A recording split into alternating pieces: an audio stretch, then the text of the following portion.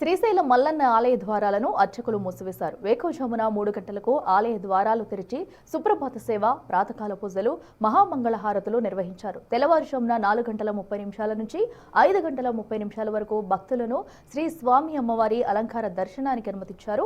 ఇక ఉదయం 6 గంటలకు శ్రీ స్వామి అమ్మవారి ఉభయ పరివార ఆలయ ద్వారాలను మూసివేశారు.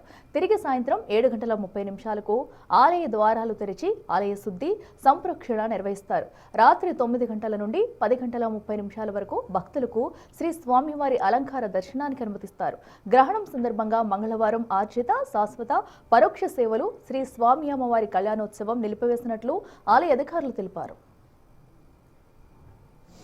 ఈరోజు శ్రీశైలం మహాక్షేత్రంలో మల్లికార్జున స్వామివారి ఆలయం, ద్రవరాంబాదేవారి ఆలయం, ఉభయ ఆలయాల్ని సంపూర్ణ చంద్రగ్రహణ సందర్భంగా ఉదయం 6 గంటలకు పూజాది కార్యక్రమాలు నిర్వహించిన అనంతరం శాస్త్రోక్తంగా ఆలయాల కవాట బంధనం కార్యక్రమాన్ని పూర్తి చేయడం జరిగింది. ఈ కార్యక్రమం రాత్రి 7:30 వరకు కొనసాగుతుంది. 7:30 తర్వాత రాత్రి 9 గంటల వరకు సంప్రోక్షణ కార్యక్రమాలు, వైదికపరమైన కార్యక్రమాలు అనంతరం అవకాశం ఉన్న ఎడల 9 గంటల నుంచి 10 గంటలకు అందుబాటులో ఉన్నటువంటి భక్తులకి ఈరోజు దర్శన భాగ్యం కల్పించడం జరుగుతుంది.